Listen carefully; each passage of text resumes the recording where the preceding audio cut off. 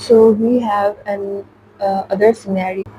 There is a 32 years old woman who presents to cardiology having been discharged from emergency and she came with an episode of collapse. And she says that at that time she felt lightheaded with extremely fast palpitations and then fell.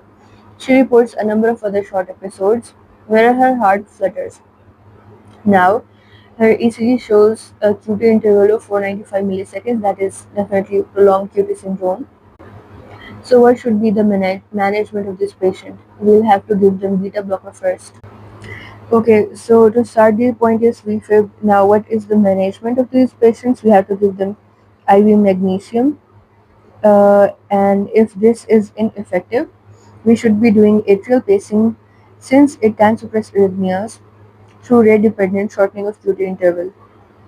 IV isoprenaline, that is beta agonist, is a reasonable alternative to pacing, but should be avoided in the patient with congenital long QT syndromes. Okay. Once initial control has been achieved, efforts should be made to identify and treat the underlying cause or stop the medicines that predisposes to the arrhythmia. If the underlying cause cannot be corrected or arrhythmia is the result of inherited syndrome, this is the inherited syndrome that we are talking about.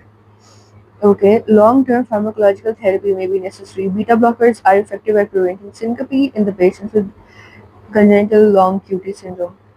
Some patients, particularly those with extreme QT prolongation more than 500 milliseconds, or certain high-risk genotypes, should be considered for implantable cardioverter defibrillator or left delayed ganglion block.